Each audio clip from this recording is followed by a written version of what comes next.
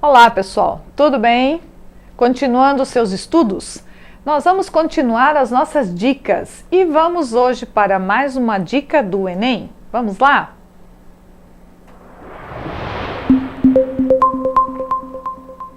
Quando você estiver se preparando para fazer a prova do Enem, leia o manual do candidato. Você tem lá no site, quando você se inscreveu, você recebeu uma série de informações. Mas eu pergunto, você já leu aquelas orientações? Você já verificou o que é importante para fazer essa prova?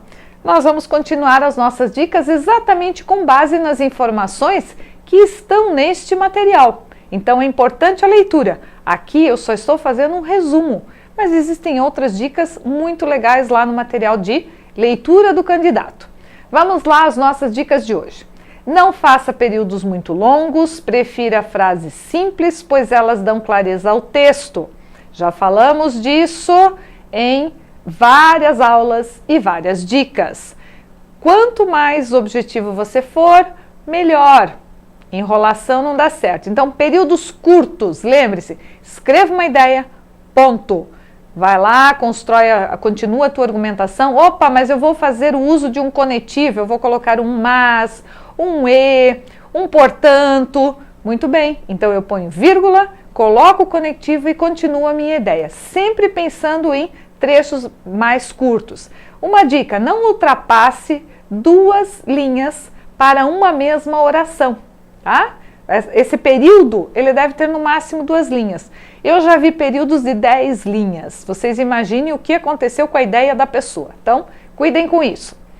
Não crie, não invente estruturas sintáticas incompletas. O que é estrutura sintática incompleta? É escrever uma frase sem sujeito ou verbo, sujeito e verbo esquecer de colocar o complemento. Isso é uma estrutura sintática. Sujeito, verbo e complemento são os elementos essenciais de uma oração. Se você esquecer de colocar alguma coisa ali ou inventar alguma coisa diferente disso, certamente você terá problemas de coesão e de coerência. Não use marcas de oralidade como gírias, por exemplo. Já falamos disso.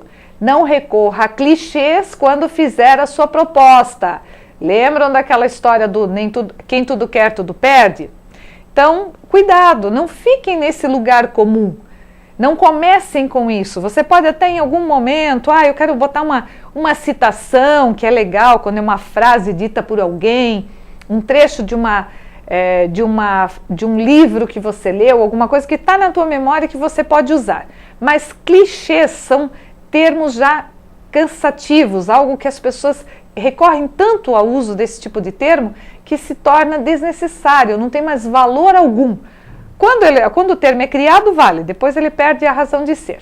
Não use um argumento repetidas vezes. Isso aqui é aquela história do eu não tenho o que dizer, então eu vou ficar repetindo e repetindo. Isso aí é a história da repetição. Deixe de lado expressões como eu acho. Já falamos isso também em uma dica anterior. Lembra disso? Quem acha, até existe uma expressão, quem acha não sabe nada. Quem acha é porque encontrou algo que estava perdido. Então, cuidem com essas expressões. Primeira pessoa só se o texto pedir, caso contrário, terceira pessoa ou primeira pessoa do plural, quando o nós é importante, quando você faz parte daquele contexto, daquela ação. Continuando na redação do Enem, jamais desrespeite os direitos humanos. Na dica anterior, quando nós começamos a falar do Enem, foi dito que você deve respeitar os direitos humanos. Então, jamais faça o contrário, porque aí você vai ter um sério problema, porque a banca vai considerar o seu texto inadequado. Faça um roteiro sobre o tema, pois isso ajuda a ter foco na hora de criar a proposta. Roteiro. Se eu vou fazer uma viagem, eu não faço um roteiro? Eu não organizo desde a minha saída até a minha chegada? É a mesma coisa no texto. Poxa, eu vou sair de viagem no sábado de manhã às 7 horas e quero retornar no domingo à tarde às 5 horas eu quero estar em casa. O que eu preciso fazer para que isso aconteça? Eu vou até onde? Eu vou encontrar com quem? Ou eu vou visitar que lugares? Tudo isso é organizado num roteiro.